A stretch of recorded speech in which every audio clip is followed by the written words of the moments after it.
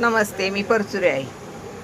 हे पनीर आहे, हे बेसन पीठ कालवलेलं आहे, हे पालक आहे, पालकाची पानं.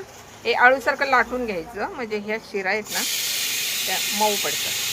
आणि मग त्यात पनीर भरायचं. असं पनीर भरायचं. अगोदर साईडला पीठ लावून घ्यायचं असं.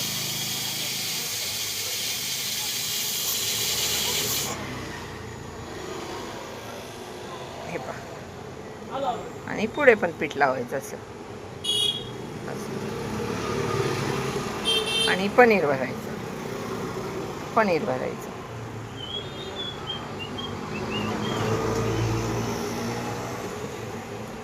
आणि आता त्याची घडी करायची छानशी.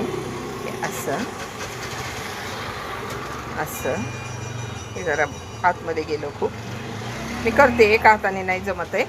मी करून दाखवते तुम्हाला वडी. आता अशा वड्या करून ठेवलेल्या आहेत.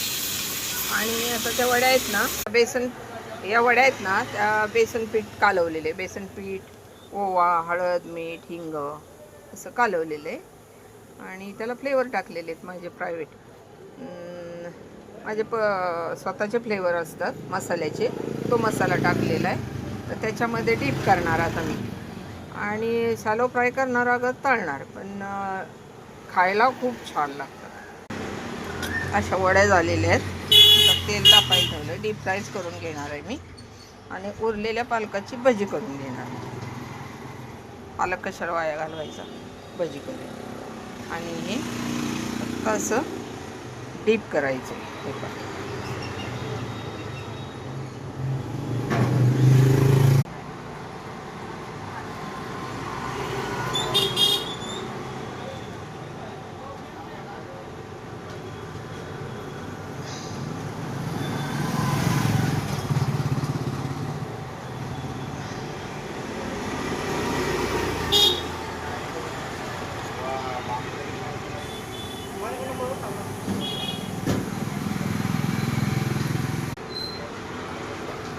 किती छान दिसतात रोल. असे चॉकलेटी होईपर्यंत करून घ्यायचे म्हणजे आतूनही तळून निघतं. किती छान तळून निघाले बघा. असं सगळे तळते मी, मग दाखवते तुम्हाला. हे बघा, अशा वड्या झालेल्या आहेत. पुदिन्याच्या चटणीबरोबर खायला छान लागतात. पुदिन्याची, शेंगदाण्याची चटणी करायची आणि त्याच्याबरोबर डीप करून खायच्या. कशा वाटल्या कमेंट करून सांगा. आणि सबस्क्राईब करा प्लीज. सबस्क्राईब करा, लाईक करा.